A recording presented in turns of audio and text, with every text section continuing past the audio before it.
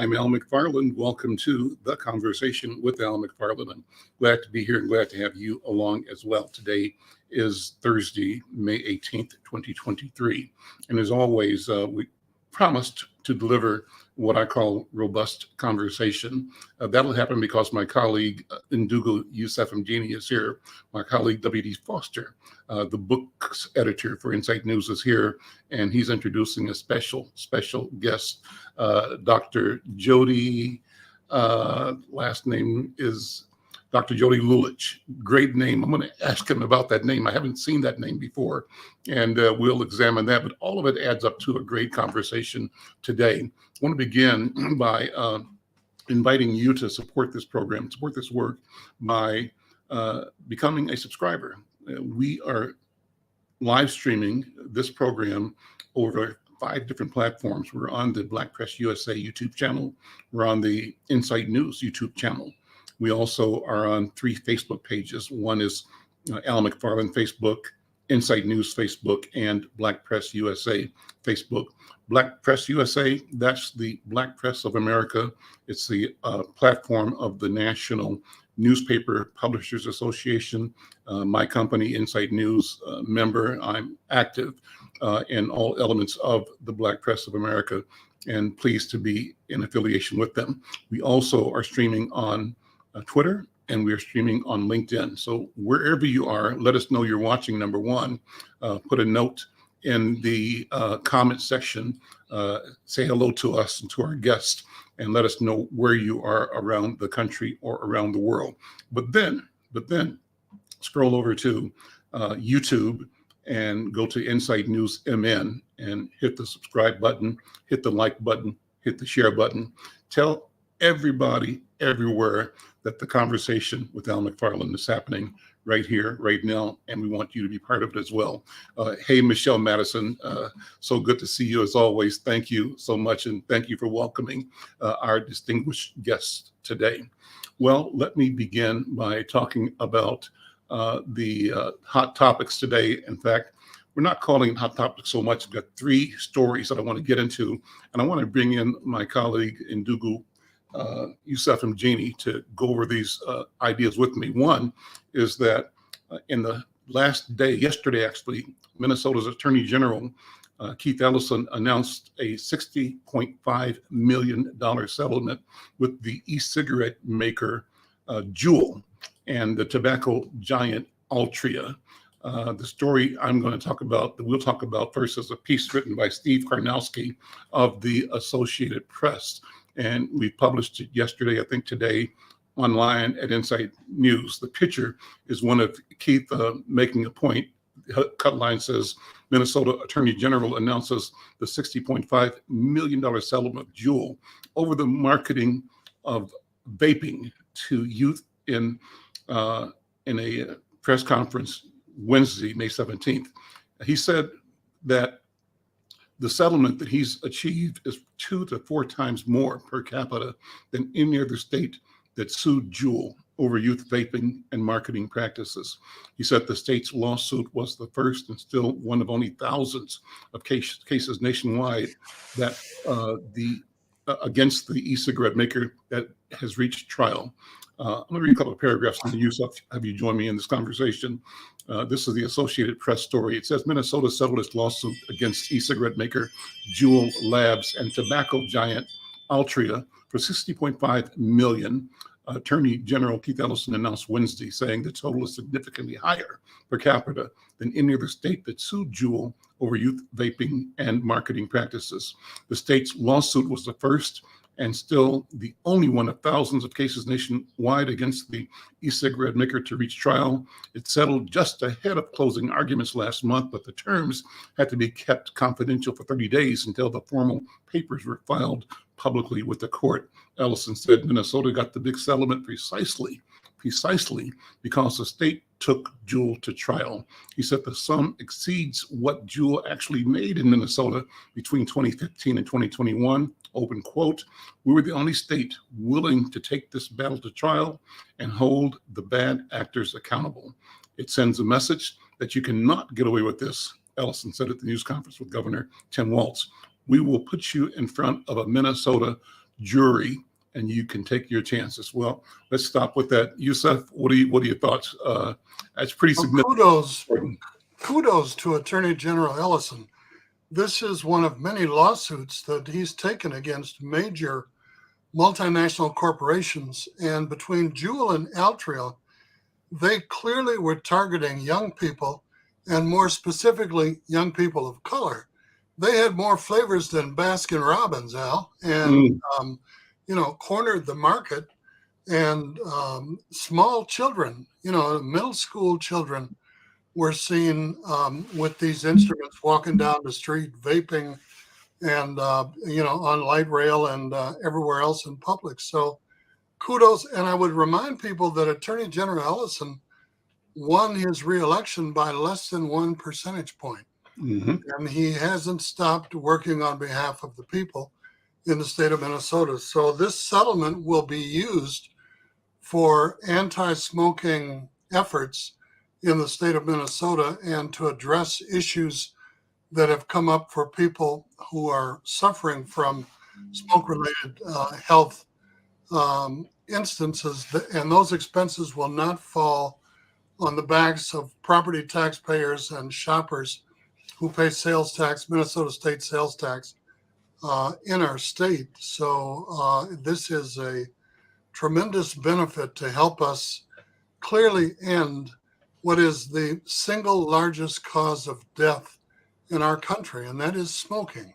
More than heart attacks, more than automobile accidents, more than drug overdoses, more than heart disease, more than many other ailments. And unfortunately, when people die, they say it's, related to pneumonia or related to lung failure or respiratory disease, when these vaping and tobacco instruments, and there is nicotine in the vaping products, are actually at the source of the cause of that death. And we're going to talk later about what that cause is to Black health. And I'm glad that you're bringing it up on today's program. Well, one of the things that I want you to weigh in on, Yusuf, is something that I have a concern with as a business owner, as a newspaper man, and as a publisher. And the challenge that I put out to the Attorney General and to the state of Minnesota is, how do we ensure that settlements like this deliver restoration, healing, information, access, capability to the people affected? And in this case, I'm meaning our people, Black people and people of color. And you've often heard me say this too many times, we get the misery, they get the money, meaning white organizations line up to do all the legal work, all of the institutional planning, the structure, the management. And at the end of the day, we might, get. We get the PSAs. There we go. And so my thing is, how do we get the business? If the issue is that important, and in as much as we have been so severely and so negatively impacted, I believe that we should be in a commensurate way a part of the machinery, the business part of the machinery of delivering the solution and the healing. What do you think? I think we failed on tobacco. I think there was a resistance to dealing with Black people and Black businesses in the $100 million settlement against big tobacco. The white leadership looked at us like, this is our business, not yours. And if we do something with you, it's because we feel like throwing some crumbs your way. But there, from my point of view, was never serious, sustained engagement of Black community, Black interests over a broad spectrum for a long time. That's my critique. What do you think? You raise a perfectly valid question, and I say let's go to the source of it. Okay, number one, these funds will be directed. We received more than half of the money in the first settlement already, and the other payments will accrue over the next 4 years. Okay, so we have $30 million to begin with. Okay, in the bank. These funds will be directed to the Minnesota Department of Health, who has the responsibility for allocating them for the purposes that I've outlined earlier, to deal with smoking cessation and the resulting impact on taxpayers in the state of Minnesota. Within the department of the Minnesota Department of Health is the Office of Minority Health. Okay. And I would argue that we need to interview Attorney General Ellison to see what stipulations are in place to ensure, because he did comment about the funds reaching those communities most at risk and most in need. And we all know who the flavored and menthol tobacco products have been directed at forever, the African American community and other communities of color. Then it comes down to the Commissioner of Health, who is responsible for directing what happens with those funds, and the Office of Minority Health within the State Health Department, who has the responsibility for ensuring that the voice of communities of color is at the table when these allocation and distribution decisions are being made, to make sure that we get the information in advance, so that if there is a bidding process or some application process, that we don't find out about it, 16 weeks after it's expired. So the Attorney General's office, the Commissioner of the Department of Health in the state of Minnesota, the Office of Minority Health, and in fact, even the governor's office, because the governor has a black budget. The governor has expressed the importance of ensuring that marginalized communities, I guess that's better than calling us the underclass, are at the table when this $17 billion surplus is going to be allocated. And so what better way to begin? So Office of Minority Health, Minnesota Department of Health, Commissioner of Health, Attorney General's office, and the Office of the Governor and Lieutenant Governor of the state of Minnesota. And I think, that's where the question needs to be directed and where we deserve a specific response. Thank you for bringing it up. Well, thank you for the comments. Let's move to the next topic now. Somehow I've displaced part of my screen here, but I can get it back. The second topic is about the man who, you made reference to this. The study reveals a staggering toll of being Black in America, and it reflects 1.6 million excess deaths over a period of 22 years, I believe. This is a story that is written by Liz Szabo of KFF Health News, and this story also is available at the insightnews.com website. The story says research has long shown that Black people live sicker lives and die younger than white people. Now, a new study published Tuesday in JAMA, J-A-M-A, cast the nation's racial inequities in stark relief, finding that the higher mortality rate among Black Americans resulted in 1.63 million excess deaths relative to white Americans over more than 2 decades. Because so many Black people die young with many years of life ahead of them, their higher mortality rate from 1999 to 2020 resulted in a cumulative loss of more than 80 million years of life compared with the white population, the study showed. And it said, although the nation made progress in closing the gap between white and Black mortality rates from 1999 to 2011, that advance stalled from 2011 to 2019. In 2020, the enormous number of deaths from COVID-19, which hit Black Americans particularly hard, erased 2 decades of progress. So the authors called this study a call to action to improve the health of Black Americans. Early deaths fueled by higher rates of heart disease, cancer, infant mortality in our community. Said Herman Taylor, who's an author of the study, this study is hugely important for about 1.63 million reasons. Herman Taylor is the director of Cardiovascular Research Institute at Morehouse School of Medicine. He said real lives are being lost. Real families are missing parents and grandparents. Babies and their mothers are dying, and we've been screaming this message for decades. So I'll stop there. You can go to insightnews.com to read the full story. Youssef, what are your thoughts?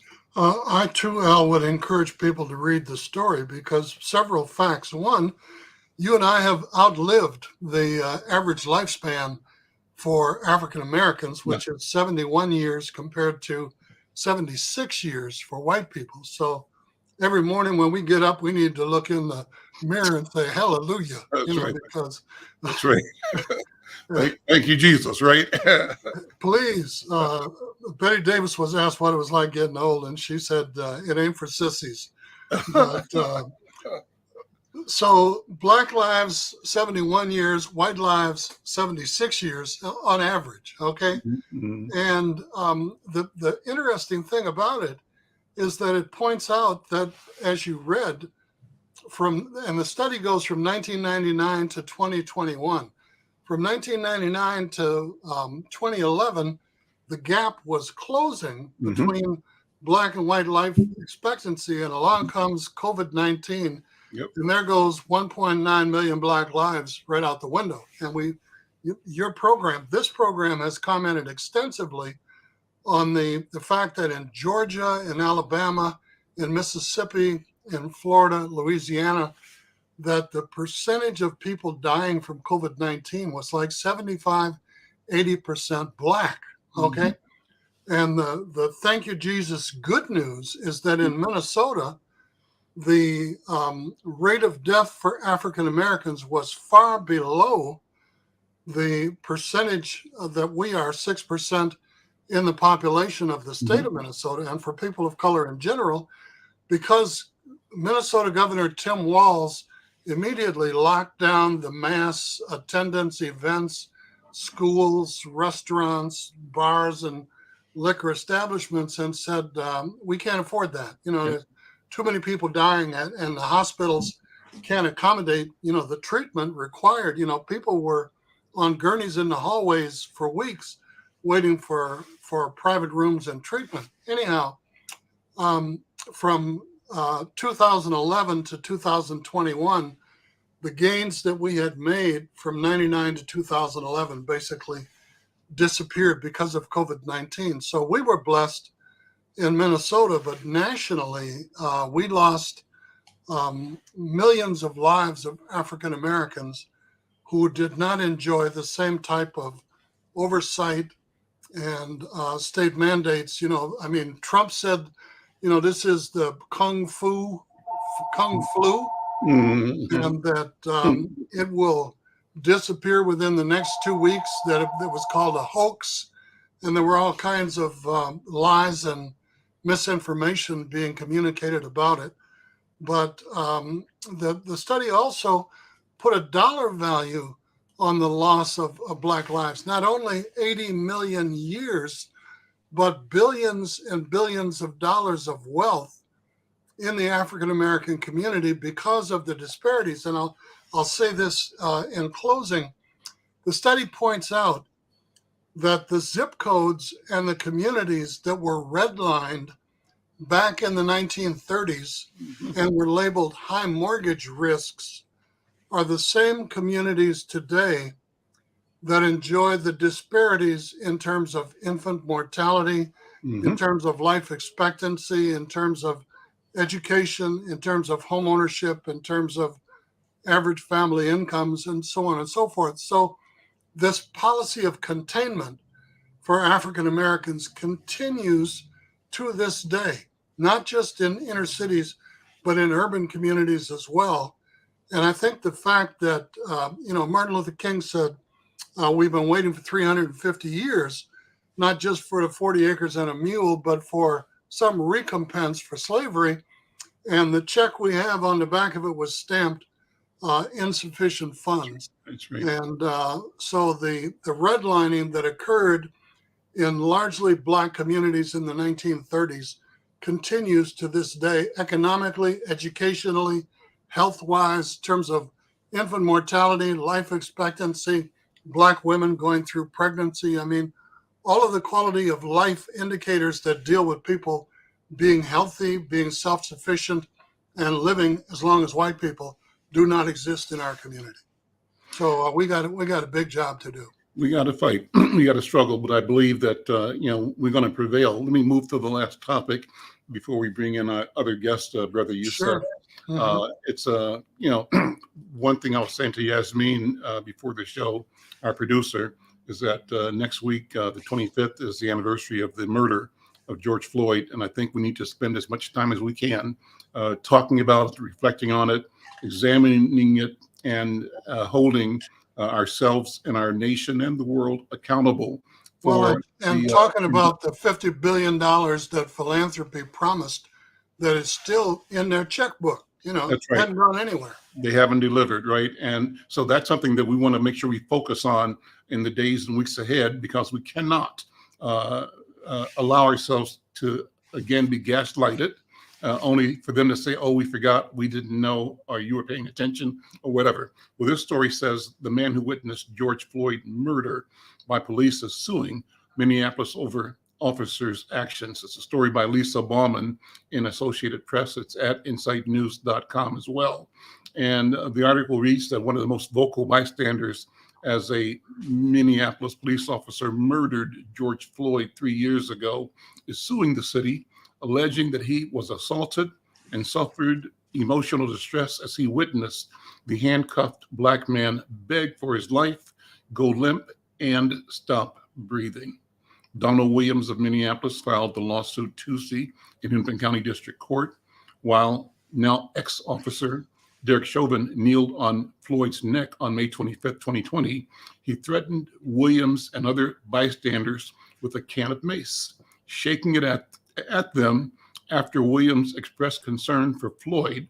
This, according to the lawsuit. The lawsuit also alleges that Chauvin and another now former officer, Tuthal, taunted Floyd, Williams, and other bystanders who expressed concern, and that Thal placed his hand on Williams' chest. Williams took those actions as threats, and the lawsuit says he was fearful for his safety and the safety of other witnesses. The lawsuit says that Williams is seeking more than $50,000 for each count, a standard dollar amount that must be listed in Minnesota if a plaintiff intends to seek anything above that figure. He alleges one count of assault, one count of intentional infliction of emotional distress, and one count of negligent infliction of emotional distress. What do you think? Well, Al, first I want to say kudos to Brother Williams. This is a mixed martial artist. Okay, say no sissy. This boy is bad. Okay.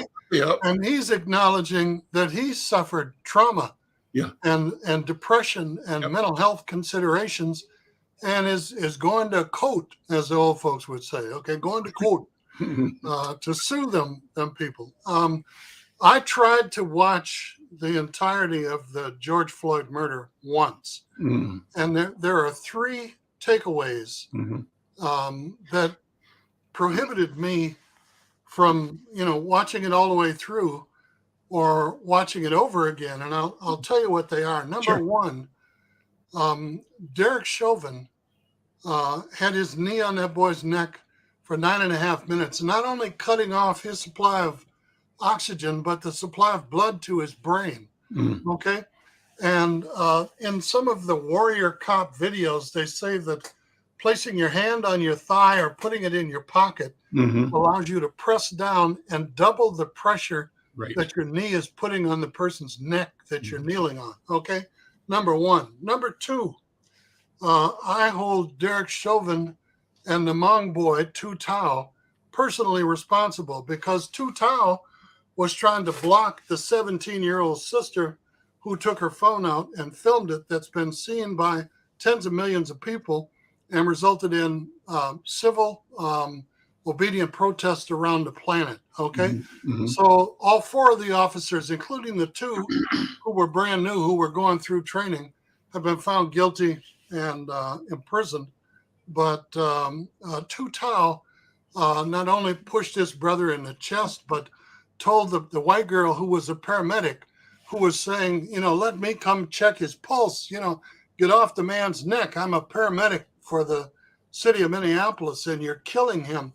And Tu Tao told her, hey, if you were really a paramedic, you wouldn't be here. You'd get out of here. And tried to discourage people from watching, from viewing, from filming. So that's number two. Number three, I had to stop watching it at the point, and I apologize in advance, where the urine was running down George Floyd's leg and down the street into the gutter and headed down toward 37th Street, toward Pillsbury United Communities. I mean, and if that didn't tell Derek Chauvin and the other officers that George Floyd was in serious condition, laying on the ground, unconscious, not moving, no pulse, no heartbeat, no nothing.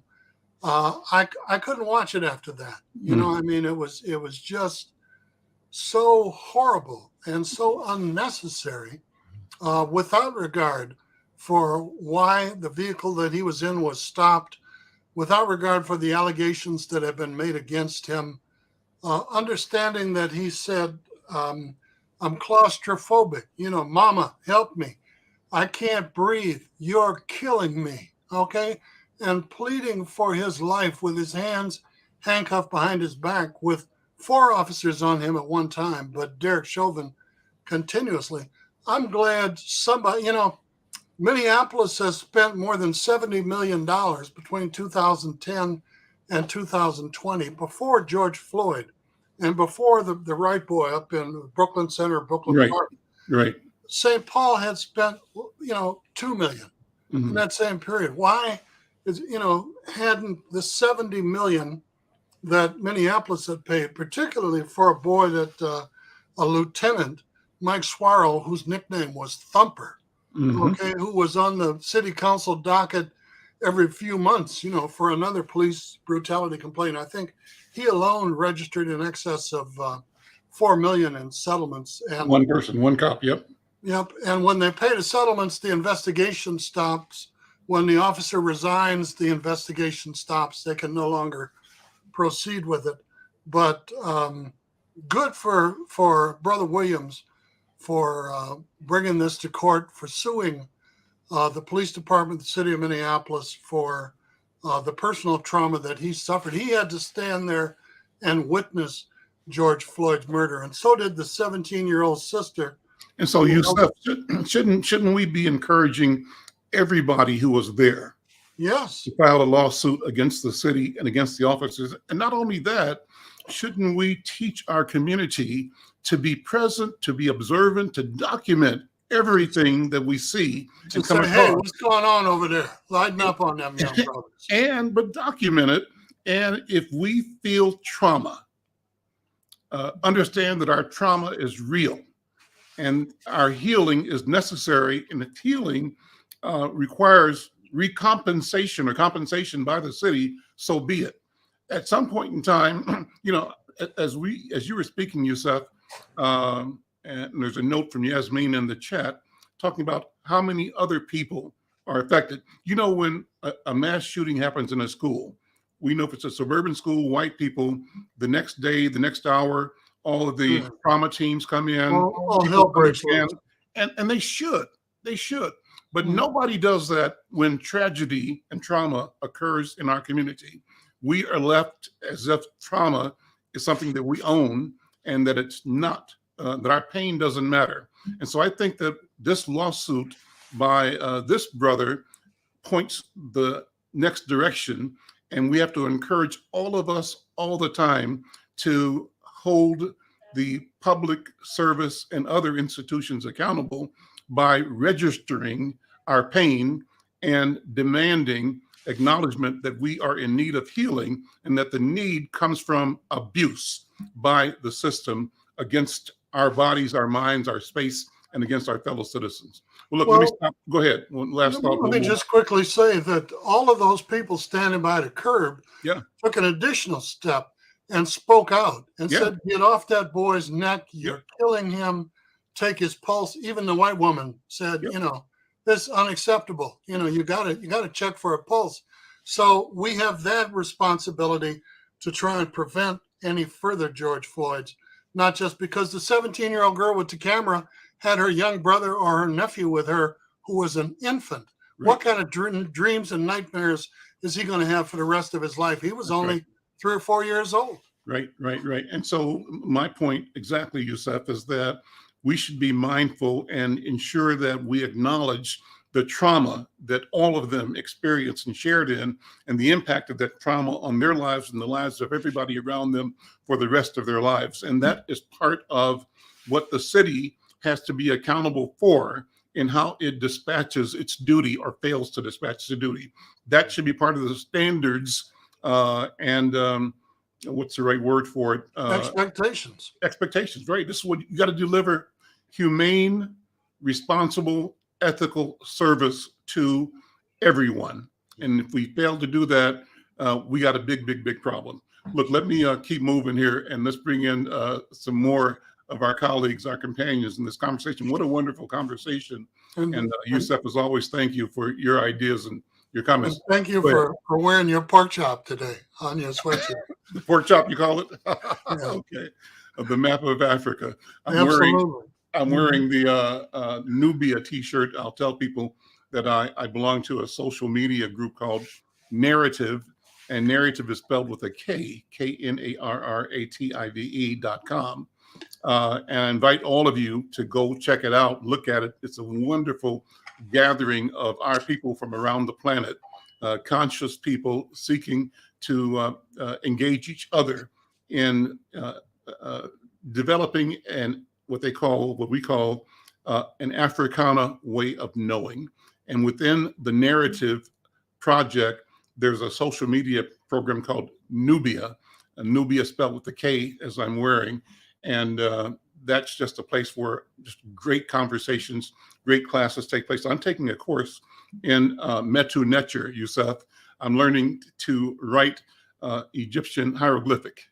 And so I've been doing that for about a year now, and I figure I'll be doing it for the next 10, 15 years because it's fun and it's exciting. And my intent is to figure out how come if this is one of our original languages, we don't reclaim the capacity to use this tool, this modality, to organize our conversation around existence itself, paying homage to the past, and also building a framework out of which we create and construct a future, a plan for the next 1,000 years. Anyway, let's go.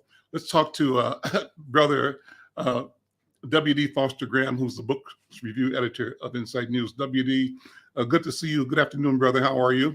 Excellent. Good to be here one more time. One more time. Well, let me ask you to introduce our next guest, and we're going to bring Yusef back in after you've introduced our guest, and let's continue the conversation.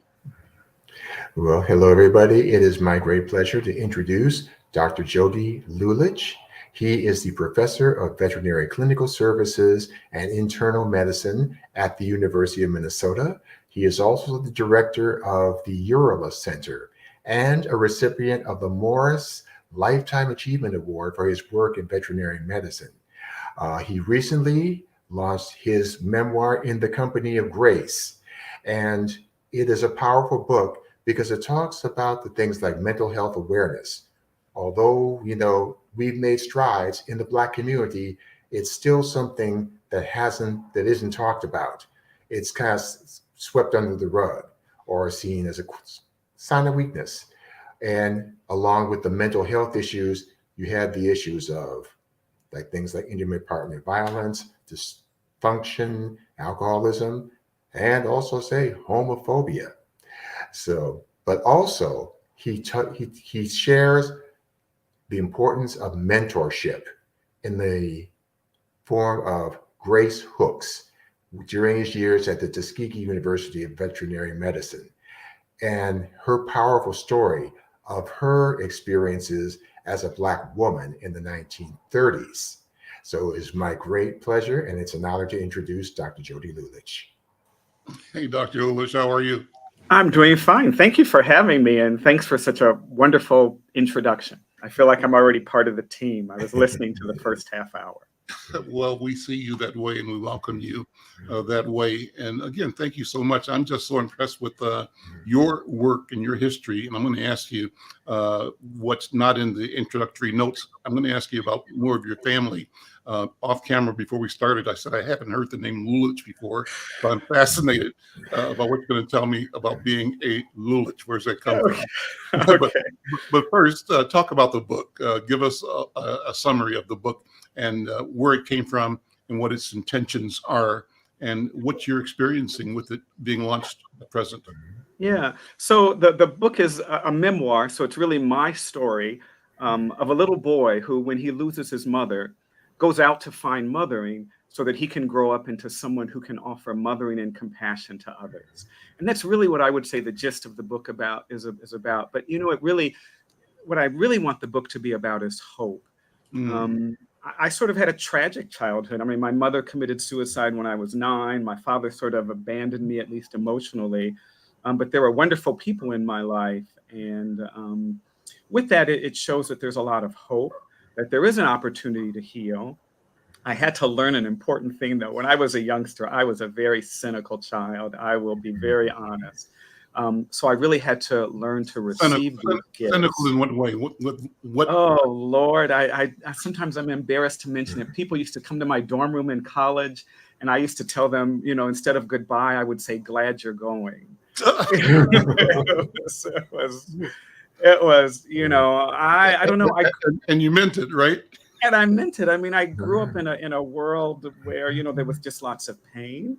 I felt betrayed by my mother and father. So it was really developing a lot of trust. But the good news is I had lots of good people in my life, and I'm not that person anymore. I'm really not. But I had to learn how to receive those gifts in order to give them. So it was really important for me. And who is Grace in the book? Yeah, so Grace is wonderful. So when I went to vet school, I didn't have lots of money, so I was looking for a place to live for cheap. And so what I did is I ended up renting a room in a house of a 75-year-old Black woman who was incredible. And it was just her and I, because she only had a 2-bedroom house. And it was this typical landlord-tenant relationship until the night she came to me and asked me to braid her hair. And I thought, wow, braid your hair, But then I understood why. She was a very proud Black woman. And so before going to bed, she would set out her clothes, moisturize her face, and pin up her hair. And that night, her hands were hurting her. It was like she had arthritis, and I could see it in her face. And when I saw it in her face, I said, sure, I will braid your hair, I thought this was a wonderful opportunity. Thank God I knew how to braid hair, because I had done other craft things. Otherwise, I would have been lost. But in the process of braiding her hair, she would tell me all the wonderful stories of growing up in the time of the Depression, in the times of the Jim Crow laws of the South. And she was such a wonderful person that every week when we went grocery shopping, she always had to pick up something for someone else who was less fortunate than us and deliver it on the way home. I mean, she taught me what grace really meant. It was that undeserved or unmerited gift that you give others. I mean, that's really grace. And she epitomized that. So her mother did a wonderful thing by naming her Grace from the beginning. Yes. It was a wonderful experience that changed my life. She had no children, so I wanted to make sure that her life was remembered. So that's how it started out. And then I wove my stories into hers, and it really made me understand my journey so much more clearer, and also how fortunate and grateful I am to have had her in my life. Why did you decide on your career in veterinary medicine? Oh, so that's really interesting. So again, what happened was when my mother committed suicide, as my father drove to her funeral, a dog darted out from an alley, and my father ran over that dog. And I'd like to think of my father being kind, but at that time he did not stop to help the dog or anything else. And I think I just felt really bad for that dog's family, having gone through my own loss. And so I think I was on this path of how I can actually, I hate to say it, make up the sins of my father or my family, because we're really all a family and a group. And so I think that's how it really started, is I sort of wanted to give back, because I know how desperately sad that I felt that those pets owners would probably feel the same way. How old were you then? I was 9 years old. Okay. 9 years old. So that kind of guided you through high school and undergrad and undergraduate. It really did. It was quite interesting, because when people realized I was a veterinarian, I think like 20 or 30 years later, someone said, Jody, you said you wanted to be a veterinarian when we were in grade school. He said, I never met anybody who said this is what they wanted to be, and that's what they ended up being. Yeah. And I said, I don't know. I just had this purpose. So it's been a wonderful life. It started out rough, but I am so grateful to be where I am. How did your mom and dad betray you? When you mentioned that? Yeah, so it must have been terrible in two ways. Number one, to commit suicide, even though I know that person is in pain, that person leaves a lot of people behind. Mhm. And those people are also in pain. And, and maybe her pain was greater than thinking about what she was leaving behind. And of course, the difficult part is, we talk about suicide and we think we understand it, but how can we understand it? That person is gone. We really can't. And understanding those family dynamics are even more difficult. So you're right. You're stuck with all this unknowing and making up all of these stories about why did this happen or why did she do it. And I just think my mother was really sad, and maybe there was mental illness there as well. Um, and maybe that was her life, but she left behind two children who didn't know how to take care of themselves. You the Um, older or younger? I'm actually the younger one, but I think I was the more responsible one. Believe it or not, I sort of still take care of my older brother. So somehow she must have known that she gave me enough to make it through this world without losing hope. And I think that's really what I want the book to show. It's about hope. It really is about hope. I started by mentioning your name, Lulich. I'm fascinated by it. So talk to me about Okay. how you come by that name, what the name means Okay. to you, Yeah. and the story of the name. Yeah, so it's an interesting name. It's actually from Croatia.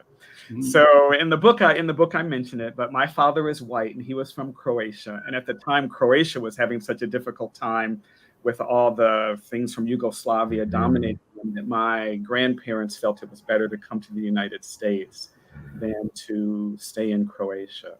So the name Lulich is actually Croatian. And I've been to Croatia, so I've seen it. And I talked about that, and they said it's sort of common, like maybe Jackson or things like that is in the United States. So that's where that name comes from, even though I don't have a lot of ties to Croatia or any of those things, because when my grandparents came, they really didn't talk about home at all. And so most of my upbringing is really in America and probably on my mother's side, because I'm still close with the relatives on my mother's side, where I'm just now beginning to be a little bit close to some of the relatives on my father's side. So did you know the grandparents on your father's side? You know your father's? Very, very little. So mostly stories. So what I can tell you is that my grandfather died of leukemia before I was born. And I don't think he was very happy that my father married a Black woman. But, those were the times. That was in the 50s, I guess the early 50s. But my grandmother was very kind to us in the process of us being young. I only have good memories of her. Unfortunately, I don't think she was a very good cook. The only thing I remember is poached eggs and giving us money to buy ice cream when the ice cream truck came by. But still, she was very kind. Do you think about this occurrence of your dad, white Croatian, meeting and marrying your mom, Black woman? Do you think Yeah, about I it? think What do you think? I think he was I think he was very much in touch with what was going on in America. I think, you know, um, they met at a civil rights rally, but I think the thing that I really remember is that when Martin Luther King died and America was erupting, my dad came to school and picked me up because he wanted to make sure I was safe. I think he was the one that probably, when I think back, who was probably more unsafe than I was in making that walk from our house to my grade school. Uh, Mhm. so yeah, What's the genealogy on your mother's side? so it's interesting because on my father's side, many of them weren't very educated, but on my mother's side, my grandfather graduated from college in, I think it was either Kansas State or one of the colleges in Kansas, and actually was very high up in, I think, the Coca-Cola company or things like that. So he was very much in terms of that. When you think about racism and things, I think he was disappointed that his daughter married my father. So I think he wanted more for his daughter, but love is sort of blind. It doesn't choose us often based on our race or our ability. Sometimes it chooses us sometimes on, well, hopefully on the love, but hopefully also on the things that we need to learn in our life, we're reaching out to grow. So yeah, so he had a very interesting thing. I mean, it's funny because they talk about, a lot of Black people, even my family talked about that they were part Indian and things like that. And certainly my grandmother looked Indian, but when I did that genetic test, it didn't show any Indian at all. It was very distinct. Yeah, it was very distinct. It was one in Africa and one in Eastern Europe. That's really how it was very interesting. Where did your genetic test place you in Africa with the African lineage? Ooh. Oh, I don't remember. I don't remember. It looked more like in the middle. I'm gonna have to tell you that later on, because I don't want to get it wrong for your audience or anybody else. Let's bring Brother Yusuf back in. Yusuf, and we met briefly before the show began, but let's WD. Any additional questions? First of all, let's just have a conversation. Well, since I mentioned these things about mental health issues and stuff, I would like to hear you tell me about your coming out process, since that's all part of your healing process. Yeah, it really was. Well, as I mentioned, I was a very cynical child, and I really did feel betrayed by my parents. So because of that, for me to risk the pain of falling in love was not going to happen. It just wasn't going to happen. But then you realize that life is more than that. And I hate to say it, I was running away from it. So on a personal note, sort of, I knew I was gay, but on another personal note, I knew it was sort of frightening to be a gay man in the late 70s and 80s, because they were dying from a disease that they didn't know what was going on. And so I was very careful, and I guess it made my life a little bit easier to make that choice. So actually, I met my husband because he sort of sought me out, and I thought he was more of a stalker than anything else. And finally, what came about is we just had these wonderful conversations, and with that, I began to develop trust. And I think that's what really allowed me to come out. So on a personal level, I certainly wanted my father's approval. So coming out was very difficult at that time.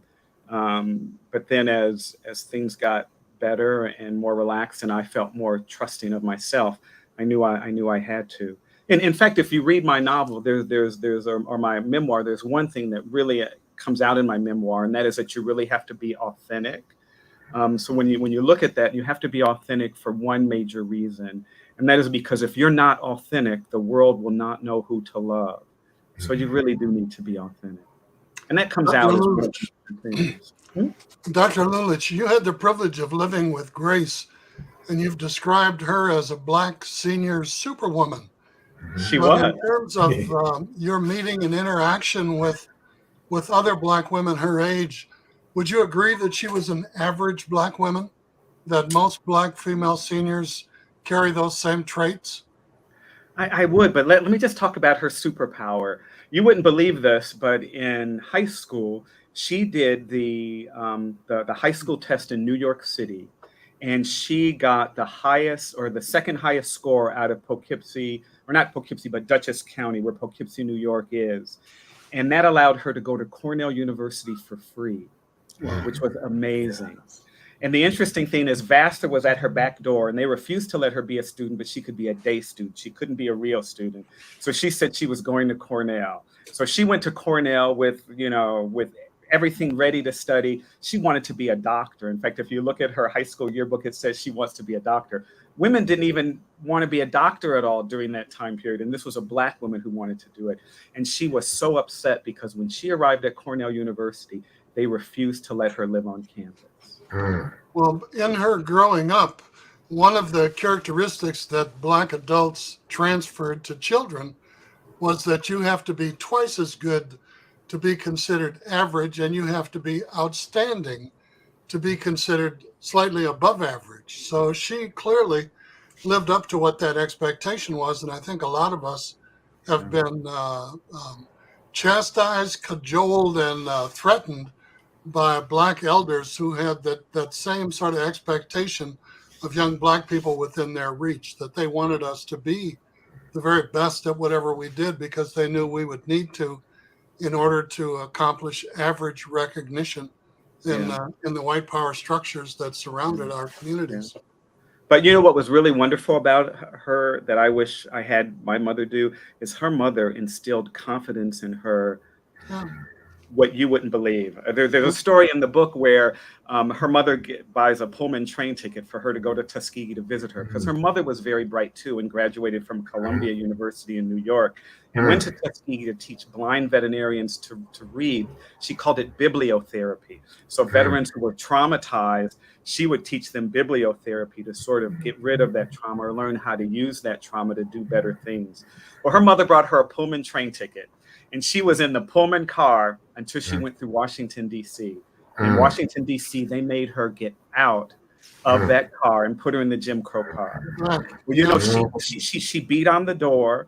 She kicked at the door. She complained. She tried to negotiate for all the other blacks to do the same thing. So the next time when they stopped that train, they pulled her off the train. And she was worried. She knew that she was probably not going to make it to see her mother. But because of the way she carried herself, because of the way she knew the law, because of the way she knew her place in the world, instead of taking her off the train, they put her on a brand new Pullman car all by herself for the rest of the ride. That was the type of person she was. And so to imagine her mother instilling those qualities into her, not only the knowledge, but the confidence, but the way to negotiate in this society, to me, that just tells me her mother was just wonderful in addition to her. And I envy that, having lost my mother at such a young age, because my mother was very loving and as well. I think we're both saying the same thing. Yeah, Yeah. we really are. Well, speaking We about really hours, I'm looking at your intro notes here, and I am sort of mind blown when I see it says you've published more than 400 publications in scientific journals. You've been awarded over $6 million in funded research, and you've got massive contributions to veterinary medicine. First of all, as a writer, I say, how does a person publish more than 400 articles? So talk about your prodigiousness, your ability to make things happen. How does it work? Because you look like a relaxed, cool guy. You know, no stress, no pressure. Just make it happen. No pressure. Yeah, I think what I realized in my life that sometimes people need to do, and that's realize your why. Why are you here? And if you realize that why, then that has that passion to move forward. And again, I had wonderful mentors around me. I mean, when I started teaching and lecturing, because I lecture around the world, in fact, I'm going to Peru on Saturday to lecture. And then after that, I think I go to Ireland and things like that. But I used to think about people judging me until my advisor pulled me aside and said, Jody, don't think about them judging you. Think about what you can offer them in return. And that was the turning point. I didn't spend that time thinking about how they were critiquing me. I spent that time on what I could offer them. And so it was understanding my why in life and love and connection that, people talk about work-life balance. My work and life go together. That is my why. And so it's important for me to do that because my why is helping others. And if I just do things for me, it doesn't get anywhere. It stays with me. And unfortunately, I know you guys said you were in your 70s, or some of you, and I'm in my mid 60s, so it will die with me. And that's not what I want to happen. I want that impact to make the world better. It's all that hope and passion and understanding your why that really drives me and doesn't make me feel tired in the process, and grateful for being able to share instead of being able to feel like I'm the authority. It's because I'm here because I can share what I do and I have that passion for making it better. That's the reason. WD, I'm going to ask you to talk about, why this is so important. You're our book's editor, and why documentation, why the memoir process, why writing fiction, why reporting is so critical and so important. What do you think? Well, documentation is important in the fact that, coming from the continent, we have an oral tradition, and that oral tradition can be lost if we don't sit the time to talk to our elders about these stories. And we have so many avenues where we can get that documentation down and continue to pass on that knowledge, that wisdom, the history, also the creative voice and the creative genius that we all possess. Because I entitled my column Sharing Our Stories, because as African Americans, persons of color, if we don't, who will? Our stories are our power. Our stories are our energy. And our stories are our wisdom and our love. And so whether it be as fiction, when you're sharing your memoir, you're sharing your story. And to say when it's nonfiction, the same thing applies.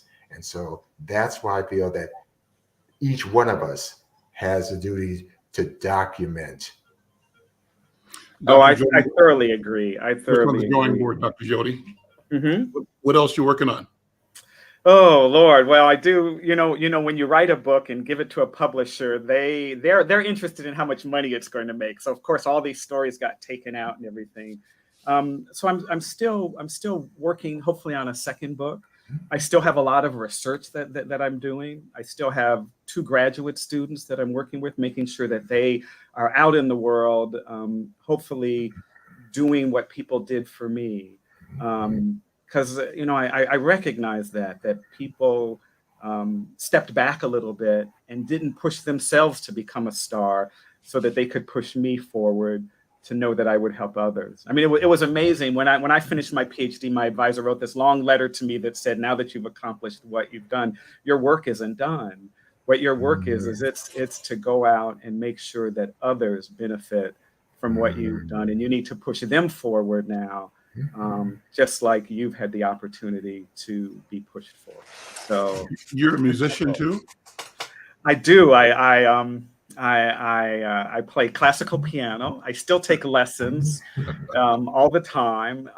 So I think in order for me, when I look at this world, you're right, there are a lot of bad things there. But the way that you see this balance is through art, through looking at landscape and the beautiful things. I'm amazed at the pictures with the northern lights. I said, that just gives me such a sense of healing. And music does the same thing. Just like when you watch dance or music or hear poetry, it allows you to not only sit and see beautiful things in the world, but it allows you to expand and actually begin to experience what others have, so that you grow. So that's why it's so important to have those other things and develop them. And then what I like to think about is when I invite people over my house for dinner or things like that, I get to share my music, so they learn at the same time. So it's important to do that. Thank you for sharing. Yeah, well, thank Thank you. you. I appreciate everything you guys said as well. It was really good hearing how documenting, being responsible, moving forward, and how we choose to respond to adversity. Because people need to think about that is our greatest freedom, is how we choose to respond to adversity. Yes. That by far is our greatest freedom, our greatest thing that will sit in our heart, so that we feel comfortable in this world and can move forward in who we pass that on to. So it is last 30 important. seconds here. Any upcoming events like book signings? Where can people Oh, buy the book? How do we yeah, sell I your guess. book? Yeah, so believe it or not, I'm going to be on Fox News around somewhere between 8 and 9 o'clock on Saturday, which is really wonderful. I think I have an event at the Anoka Library in Columbia Heights on the 21st of June. And I go to Philadelphia to do some lectures. And what was really nice is one of the exhibitors in the booth is going to give away 300 of my books, and I'm supposed to be there to sign them. Oh. So it's really getting a lot of press and moving forward. So I really appreciate all the things people have said about the book, and that it's getting out. And Good. Look, we're experience. out of time now. Listen, thank you, Dr. Jody, Dr. Jody Lulich. Thank you, Ndugu Youssef and Guinea. Thank you, editor W.D. Foster Graham. I'm Al McFarlane. This is The Conversation. We'll see you tomorrow at 1 o'clock. Thank you.